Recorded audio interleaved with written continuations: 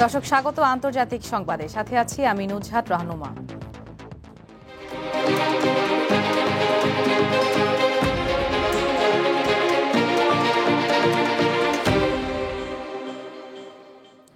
মার্কিন পররাষ্ট্রমন্ত্রী Marco Rubio বলেছেন, জাতিসংঘের ফিলিস্তিনি শরণার্থী সংস্থা UNRWA গাজায় ত্রাণ সরবরাহে কোনো ভূমিকা রাখতে পারবে না। একই সঙ্গে গাজার ভবিষ্যৎ প্রশাসনে হামাসের সম্পৃক্ততার সম্ভাবনাও প্রত্যাখ্যান করেছেন তিনি। শুক্রবার ইসরায়েল সফরে এক সংবাদ সম্মেলনে তিনি এসব কথা বলেন। রুবিও বলেন, গাজায় ত্রাণ সরবরাহে UNRWA ভূমিকা রাখতে পারবে না, কারণ সংস্থাটি হামাসের সহযোগী শাখায় পরিণত হয়েছে। এদিকে মার্কিন পররাষ্ট্রমন্ত্রীর বক্তব্যের নিন্দা জানিয়ে UNRWA বলেছে, গাজায় মানবিক চাহিদা পূরণে তাদের উপস্থিতি জরুরি। আন্তর্জাতিক বিচার আদালত ICJ স্বীকৃতি দিয়েছে, গাজাবাসীর সহায়তায় UNRWA এর বিকল্প কোনো প্রতিষ্ঠান হতে পারে না। এদিকে মিশরের রাজধানী কায়রোতে বৈঠক শেষে যৌথ বিবৃতিতে ফিলিস্তিনের রাজনৈতিক দলগুলো জানিয়েছে, তারা গাজায় যুদ্ধবিরতি কার্যকর রাখবে এবং প্রশাসন হস্তান্তর করবে একদল স্বাধীন টেকনোক্র্যাটের হাতে। তাদের মতে এই পদক্ষেপ যুদ্ধ পরবর্তী পুনর্গঠন ও জাতীয় ঐক্যের পথে একটি বাস্তবসম্মত অগ্রগতি।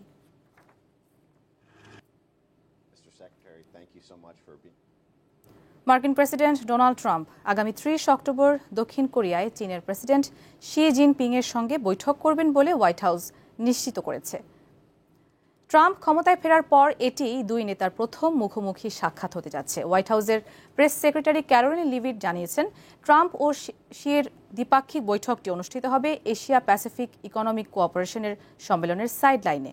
ট্রাম্প সাংবাদিকদের বলেন, বৈঠকে অনেক প্রশ্ন ও সংশয় দূর হবে। চীনের বাণিজ্যমন্ত্রী বলেন, যুক্তরাষ্ট্রের সঙ্গে আলোচনার সামনে রেখে বেইজিং আশাবাদী। ট্রাম্প তার এশিয়া সফরের অংশ হিসেবে দক্ষিণ কোরিয়ার প্রেসিডেন্ট লি জে মিয়ং এর সঙ্গেও বৈঠক করবেন। এছাড়া তিনি মালয়েশিয়ায় অনুষ্ঠিতব্য আসিয়ান সম্মেলনেও যোগ দেবেন এবং মালয়েশিয়া, জাপান ও দক্ষিণ কোরিয়ার নেতাদের সঙ্গে দ্বিপাক্ষিক বৈঠক করবেন। বিশেষভাবে তিনি সাক্ষাৎ করবেন জাপানের নতুন প্রধানমন্ত্রী সানায়ে তাকাইচির সঙ্গে।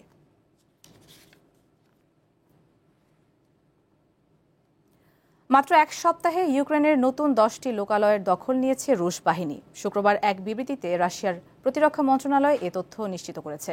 দখল করা নতুন লোকালয়গুলো ইউক্রেনের 3 প্রদেশের। 17 অক্টোবর থেকে 24 অক্টোবর 7 দিনে এই লোকালয়গুলো দখল করে রুশ বাহিনী। একই সময়সীমায় ইউক্রেনীয় বাহিনীর 22টি সমরাস্ত্র ও সামরিক সরঞ্জামের ডিপো ধ্বংস করেছে রুশ সেনারা। তবে রাশিয়ার বিবৃতির ব্যাপারে এখনও প্রতিক্রিয়া জানায়নি ইউক্রেন। পশ্চিমা দেশগুলোর সামরিক জোট ন্যাটোর সদস্যপদের জন্য ইউক্রেনের আবেদন ঘিরে 2022 সাল থেকে ইউক্রেনের সামরিক অভিযান শুরু করে রুশ বাহিনী। গত 3 বছরে ইউক্রেনের দনেস্ক, লুহান্স্ক, জাপোরজিয়া ও খেরসন প্রদেশের দখল নিয়েছে রুশ বাহিনী। এই প্রদেশগুলোর সম্মিলিত আয়তন ইউক্রেনের মোট ভূখণ্ডের 10%।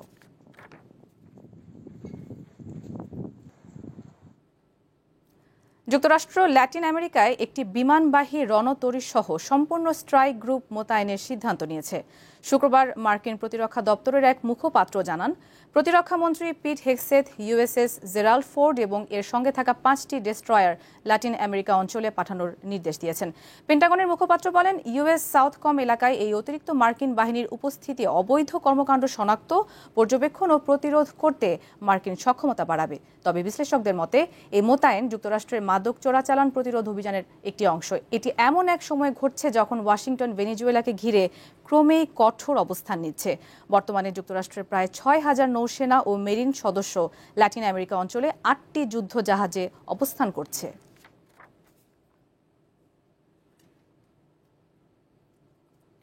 পাকিস্তান আফগানিস্তানের সবগুলো সীমান্ত ক্রসিং এবং প্রতিবেশী দেশটির সঙ্গে যাবতীয় বাণিজ্য অনির্দিষ্টকালের জন্য স্থগিতের ঘোষণা দিয়েছে পাকিস্তান।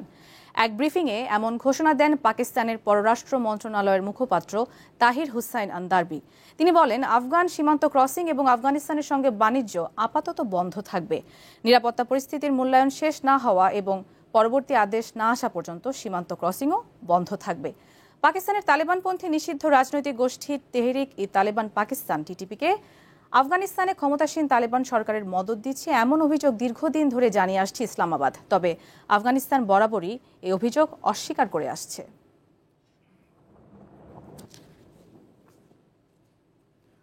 তুরস্কের পশ্চিমাঞ্চলীয় মুগলা প্রদেশের উপকূলে অভিবাসন প্রত্যাশীদের বহন করা একটি রাবারের নৌকা ডুবে অন্তত 14 জনের মৃত্যু হয়েছে। শুক্রবার এই দুর্ঘটনা ঘটে বলে জানিয়েছে স্থানীয় গভর্নরের দপ্তর। নিখোঁজদের উদ্ধারে এখনও তল্লাশি ও উদ্ধার অভিযান চলছে। গভর্নরের দপ্তরের বিবৃতিতে জানানো হয়, এক আফগান নাগরিক সাঁতরে তীরে উঠে স্থানীয় কর্তৃপক্ষকে দুর্ঘটনার খবর দেন। সে ব্যক্তি জানান, মোট 18 জন যাত্রী নিয়ে রাবারের নৌকাটি যাত্রা শুরু করেছিল। কিছুক্ষণের মধ্যেই নৌকাটিতে পানি ঢুকে তা ডুবে যায়।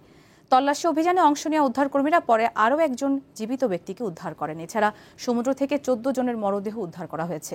তুরস্কের অভিবাসন ব্যবস্থাপনা অধিদপ্তরের তথ্য মতে, চলতি বছরের 16 অক্টোবর পর্যন্ত তুরস্কে 1,22,000-এর বেশি অনিয়মিত অভিবাসীকে আটক করা হয়। টানা 16 বছর ইতালিতে কমছে জন্মহার। চলতি বছর দেশটিতে জন্মহার হ্রাস পেয়ে রেকর্ড সর্বনিম্নে নামার পথে। এ ধারাবাহিকতা অব্যাহত থাকলে দেশটির জনসংখ্যা সংকট আরও তীব্র হতে পারে বলে সতর্ক করেছে ইতালির জাতীয় পরিসংখ্যান ব্যুরো।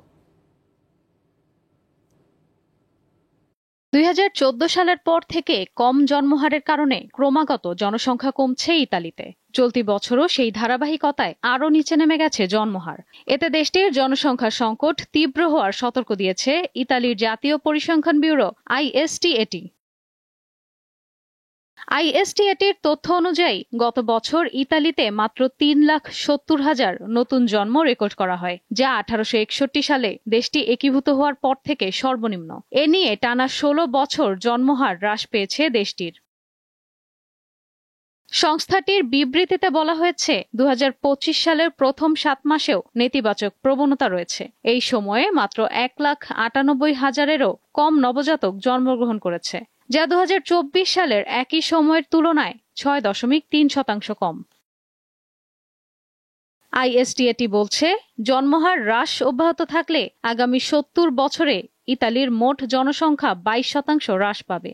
জনসংখ্যা হ্রাসের পাশাপাশি আগামী কয়েক দশকে 65 বছর বা তার অধিক বয়সীদের সংখ্যা বাড়বে। তার সঙ্গে পাল্লা দিয়ে কমবে কম বয়সীদের সংখ্যা। বিশেষজ্ঞরা বলছেন, জন্মহার হ্রাস অব্যাহত থাকলে ইতালির অর্থনীতি ও সামাজিক কাঠামো বড় ধরনের চ্যালেঞ্জের মুখে পড়বে। পাশাপাশি অবসরের বয়স বাড়তে থাকায় ইতালির শ্রমবাজারেও প্রভাব পড়বে। সন্তান জন্মে উৎসাহ দিতে নানা উদ্যোগ নেওয়ার পরও জন্মহার বাড়াতে পারেনি সরকার। জাতিসংঘ বলছে, অর্থনৈতিক সংকট, পর্যাপ্ত সময়ের অভাব, উপযুক্ত সঙ্গীর অভাব, শিশু যত্ন কেন্দ্রের অপর্যাপ্ততা ও বন্ধ্যাত্বের মতো নানা কারণে বিশ্বের সন্তান জন্মহার নজিরবিহীনভাবে কমেছে। বর্তমানে দেশটিতে একজন নারীর সন্তান জন্ম দেওয়ার হার 1.2, কিন্তু জনসংখ্যার ভারসাম্য তৈরিতে প্রয়োজন 2.1%। জনসংখ্যা বিশেষজ্ঞদের মতে, ইতালিতে সেই লক্ষ্য পূরণ যেন সুদূর পরাহত। ইশরাত সুমা, দীপ্ত বার্তা কক্ষ। দর্শক, শেষ করছি দীপ্ত আন্তর্জাতিক সংবাদ। আমাদের পরবর্তী সংবাদ দীপ্ত জেলা সংবাদ বিকেল 5টায় দেখার আমন্ত্রণ।